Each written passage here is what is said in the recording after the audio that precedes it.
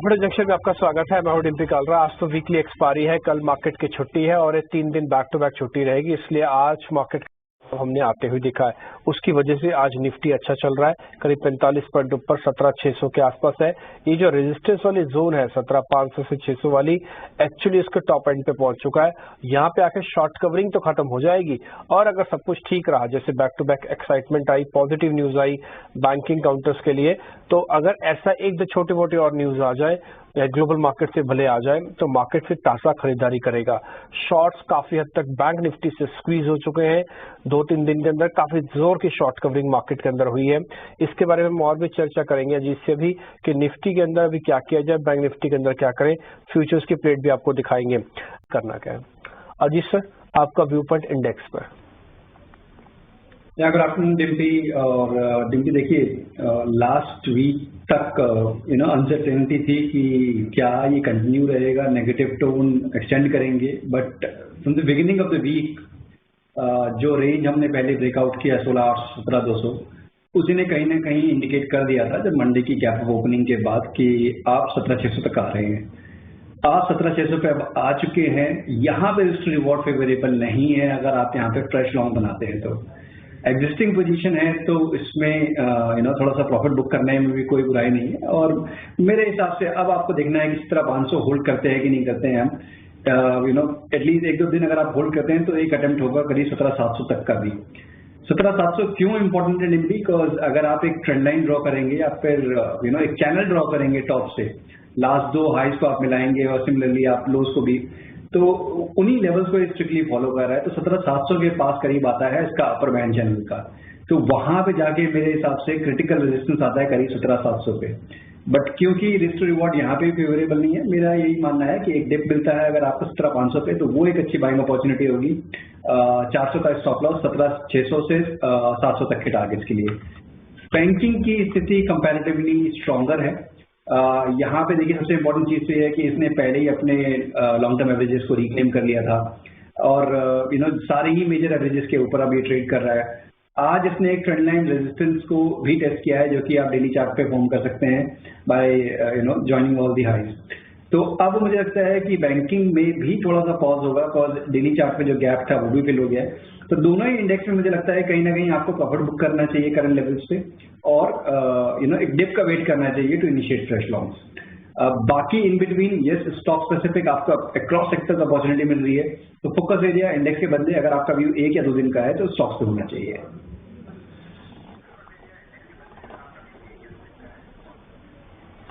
Okay ठीक है, तो स्टॉक स्पेसिफिक ही रखेंगे हम ध्यान। अगर आपको कोई मौका मिलता है 100 पॉइंट डिप का तो आप फिर लीजिएगा। 17,400 आपका स्टॉप होगा।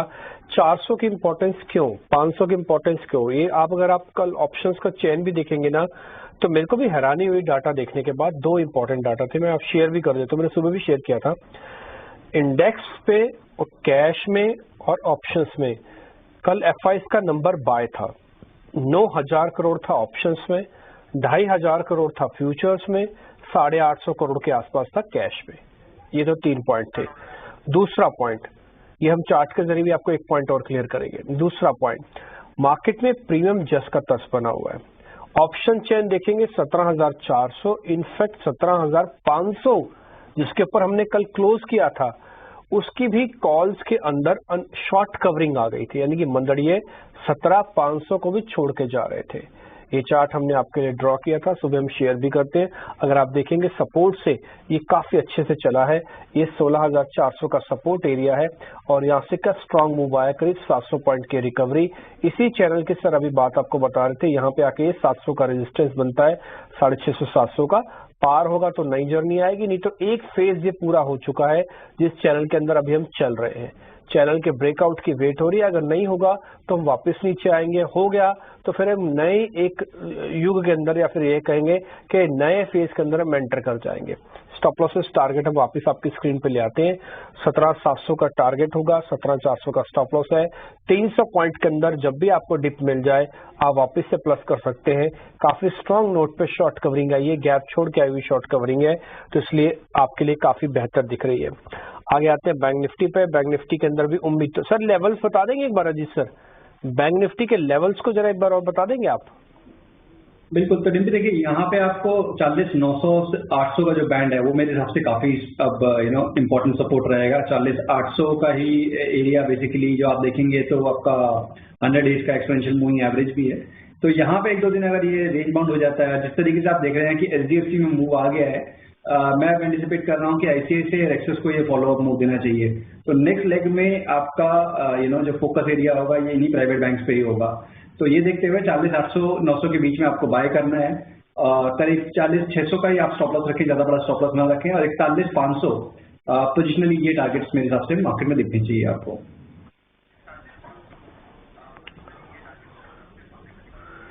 ओके ठीक है, लेवल्स के हिसाब से आपको अजय सर बता रहे हैं और वो लेवल्स हम आपकी स्क्रीन पर भी ले आएंगे। अब आते हैं सीधा सीधा शेयर्स पे। तो पहले ताज़ा खरीदारी वाले शेयर्स आपकी स्क्रीन पर वो आएंगे।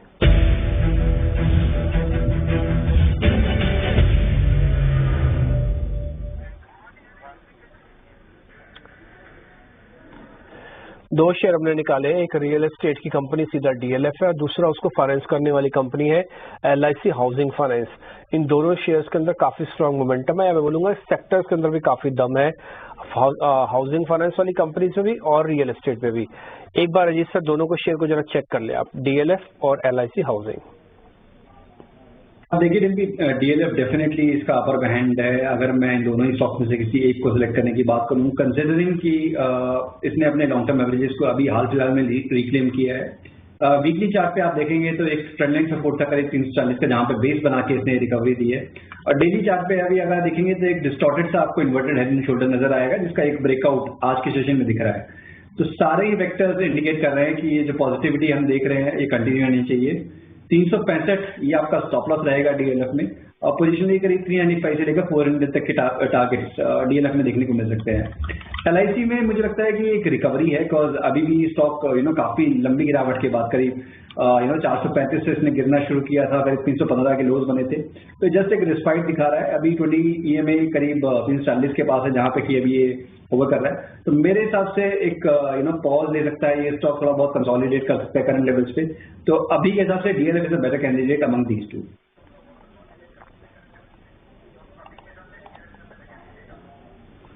ओके ठीक है, डीएलएफ ज्यादा ठीक है, दोनों में से एक का चुनाव हो रहा है। शेयर थोड़े कम भी रखे हैं, एक्सटेंडेड छुट्टी है और फिर मार्केट भी थोड़ा खिंचा हुआ भी है। हम ये नहीं कह रहे कि बाजार नीचे टूट जाएगा, मैंने एक बार भी नहीं बोला, लेकिन एक बार जरूर नोटिस करनी चाहिए, एक तरफा गिरावट और एक तरफा तेजी कई बार ज्यादा दिन तक टिकती नहीं है, बस इतना मेरा कहना है। तो डीएलएफ करीब 400 का टारगेट, 365 का स्टॉप लॉस है। हमने एलआईसी हाउसिंग फाइनेंस के अंदर कोई सौदा नहीं ले रहे। हाँ वो शेयर तेज है बट कोई सौदा प्लस नहीं करेंगे। आगे आ जाते हैं। अब शॉर्ट कवरिंग के दो कैंडिडेट आपके सामने रखते हैं। फर्स्ट इज एमजीएल महानगर गैस लिमिटेड, दूसरा है सर बजाज फिनसर्व। इन दोनों शेयर्स को आप और चेक कर लो। ये ऑयल एंड गैस मतलब गैस डिस्ट्रीब्यूशन स्पेसिफिकली डिम्पी की हाल फिलहाल में दोबारा से रिकवरी होते हुए देखी है। बट इसमें एक चीज आप नोटिस करेंगे कि सस्टेन नहीं कर रहे हैं ये। मैं काफी टाइम अटेम्प्ट कर चुका हूँ खुद भी आईजीएल में ब्रेकआउट्स और ये, बट वो सस्टेन नहीं हो रहे हैं। तो ये देखते हुए मेरे हिसाब से एमजीएल को भी आपको वेट करना चाहिए कि 1000 के ऊपर ये क्रॉस करता है, सस्टेन करता है, तब आप उसमें अटेम्प्ट करें। मेरे हिसाब से बजाज ट्विंस ये कंपैरेटिवली बेटर कैंडिडेट है, बिकॉज यहाँ पे आपका रिस्क रिवॉर्ड फेवरेबल है। स्टॉक ऑलरेडी आपको अपने मंथली सपोर्ट के पास मिल रहा है बजाज ट्विंस की अगर बात करें तो। और शॉर्ट टर्म में इसने जैसे कि कल के सेशन में प्रॉफिट टेकिंग देखी थी, बट आज दोबारा से ये कोशिश कर रहा है अपने 20 ईएमए को रिक्लेम करने की। तो यहाँ पे मुझे लगता है कि रिस्क रिवॉर्ड में फेवरेबल है। अब पोटेंशियल है स्टॉक करीब 1350 से लेकर 1380 तक के लेवल आपको दिखा दे। तो यहाँ पे आप लॉन्ग बना सकते हैं करीब 1270 के स्टॉक के साथ।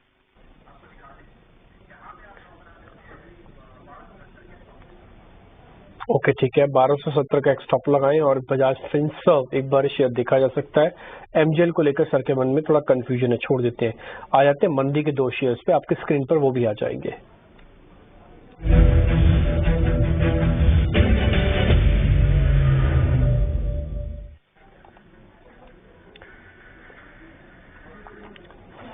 एक शेयर है पेट्रोनेट एलएनजी। पेट्रोनेट के अंदर थोड़े बहुत सेलिंग प्रेशर देखने को मिल रहा है। दूसरा है India cement. India cement actually में सीमेंट वाली कंपनीज में थोड़ा कंफ्यूजन चलता है, ये चलती हैं एक साथ भी नहीं, कई बार चलती तो टूट भी जाती है। इंडिया सीमेंट सबसे कमजोर कैंडिडेट में से एक है, काफी चलता है एकदम से फिर रुक जाता है, मतलब अनप्रेडिक्टेबल सा है। आप इसको प्रेडिक्ट नहीं कर पा रहे हैं इंडिया सीमेंट को जल्दी, ऑलरेडी वैसे डाउन सर्कल में है, डाउन चैनल्स में है ये। एक बार आपके रिकमेंडेशन पर इन दोनों शेयर्स पे, दोनों थोड़े शांत और थके हुए शेयर्स हैं, मैं हिंदी में बोलूँ तो थके हुए शेयर्स हैं दोनों।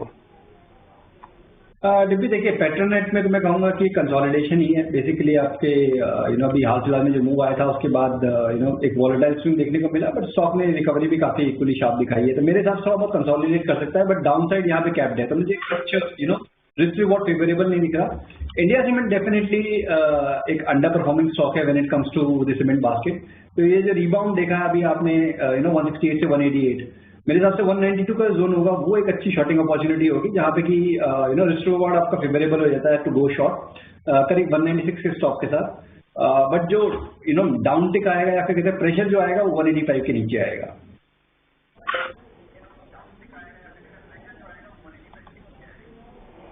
तो दोनों शेयर्स में सर अब क्या करें फिर? किसी को प्लस करना है तो इंडिया सीमेंट के फिर टारगेट स्टॉप लॉस बताओ। नहीं देखिए, मैं इंडिया सीमेंट को प्लस करने की बात नहीं कर रहा हूँ, मैं कह रहा हूँ कि पेट्रोनेट कंपैरेटिवली बेटर है अगर आप बाय के लिए देखना है तो वो भी। बट यहाँ पे नहीं कहीं कंसोलिडेशन जिस तरीके से दिख रहा है, स्विंग जैसे दिख रहे हैं, जैसा आपने भी बताया कि एक बहुत ही डल सबड्यूड मूव रहते हैं इनमें यूजुअली, तो वो देखते हुए हमारे पास बेटर कैंडिडेट है जो कि हमने पहले बात की है। तो अगर बाइंग की हम बात करें तो इनको आपको वाइट लिस्ट पे रखना चाहिए। India cement sell on rise जो करीब आपको 192-94 का जोन मिलता है, तो वहां पे आपको शॉर्टिंग के लिए अपॉर्चुनिटी देखनी है।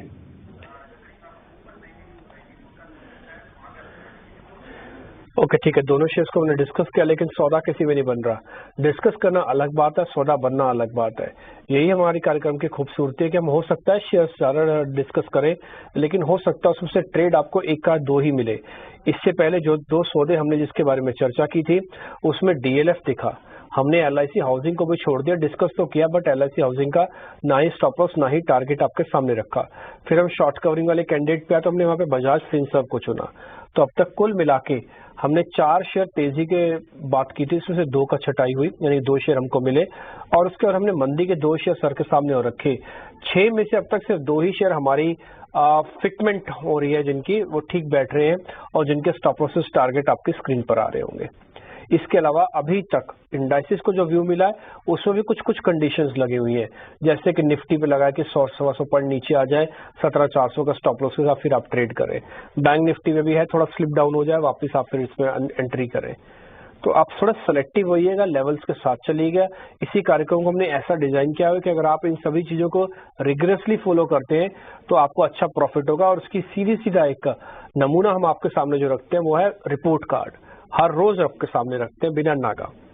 खैर हम आगे बढ़ रहे हैं, कुछ शेयर्स और हम जरा पता कर लेते हैं सर से क्या करना चाहिए। सर अनवाइंडिंग के भी 2 शेयर्स हैं, जरा वो भी चेक कर लो। एक तो डाबर है और दूसरा जुबिलेंट फूडवर्क है।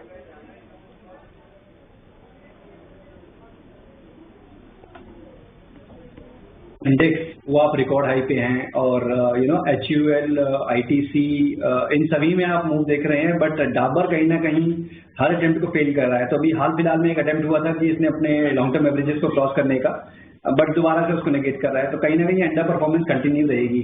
तो यहाँ पे तो अगर आपके पास कोई पोजीशन है तो यू शुड एग्जिट। शॉर्ट के लिए रिस्क रिवॉर्ड अगेन यहाँ पे फेवरेबल नहीं दिखेगा, बिकॉज आप देख रहे हैं करीब 535-36 के अराउंड का आपका रेजिस्टेंस आता है, करीब 520-22 के अराउंड का सपोर्ट है। तो 1:1.5 का ही है। तो अगर आप कंफर्टेबल हैं तो you can go short also. Jubilant Food definitely मुझे लगता है कि एक कंसिस्टेंट अंडर परफॉर्मर है। Why I am saying this कि अपने 20 EMA को क्रॉस करने के लिए मल्टीपल अटेम्प्ट कर चुका है ये पिछले करीब 4-5 महीने में, बट बार बार वो फेल हो रहा है और अब दोबारा से एक फ्रेश शॉर्टिंग पिवट मेरे हिसाब से फॉर्म हो गया है। तो ये एक बेटर कैंडिडेट है शॉर्ट करने के लिए। यहाँ पे मेरे हिसाब से 440 के स्टॉप के साथ फ्रेश शॉर्ट इनिशिएट किए जा सकते हैं। दोबारा से आपको देखेंगे प्रीवियस स्विंग लो करीब 410 को रीटेस्ट करते हुए।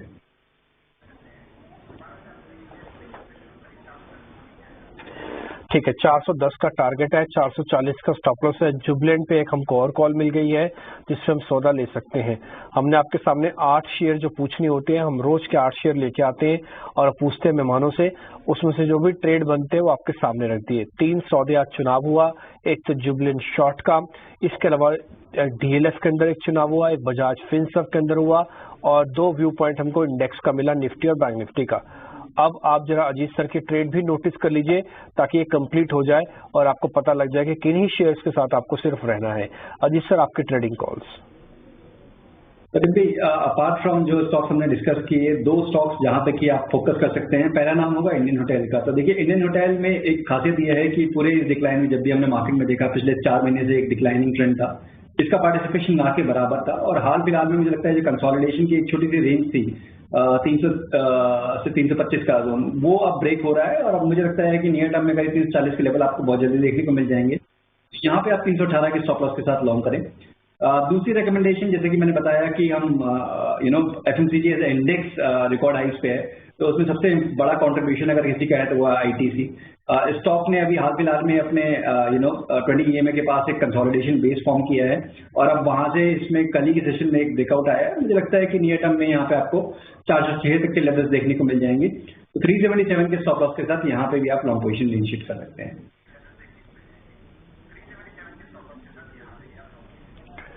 ओके, ठीक है। वैसे कोविड चल रहा है, उसके बावजूद भी आपने इंडियन होटल्स का चुनाव किया। टेक्निकली डाटा देखने के बाद ये बहुत इंटरेस्टिंग है और इसमें कोई दो राय नहीं कि 5000 केस आ चुके हैं। ये शुरुआत हुई थी 800-900 केसेस से, 1000 केसेस से, लेकिन आज का अभी का लेटेस्ट डाटा ये है कि 5000 कोविड केसेस आए, लेकिन उसके बावजूद भी इंडियन होटल्स के अंदर खरीदारी का रुझान बाकी है। 340 आपका टारगेट, 318 स्टॉप लॉस, रिस्क रोल ठीक है। दूसरा थोड़ा डिफेंसिव है, डाबर, ब्रिटानिया, इन सबको देखने के बाद आईटीसी ज्यादा फेवरेबल लग रहा है, सर की लिस्ट में है। 406 का टारगेट है, 370 का एक स्टॉप लॉस है। तो सारे सौदे आपने लिख लिए होंगे, नोट कर लिए होंगे। सोमवार को सर का रिपोर्ट कार्ड हम आपके सामने रखेंगे कि किस शेयर से 1 से 2 दिन के सेशन के अंदर ही आपको प्रॉफिट कितना मिल रहा है। बहुत बहुत शुक्रिया जी sir, thank you very much आज समय देने के लिए, बताने के लिए इन सभी स्टॉक्स पे अपना व्यू पॉइंट और इंडेक्स से भी अपना पॉइंट्स क्लियर करने के लिए। फिलहाल इस कार्यक्रम से भी इतना ही, नमस्कार।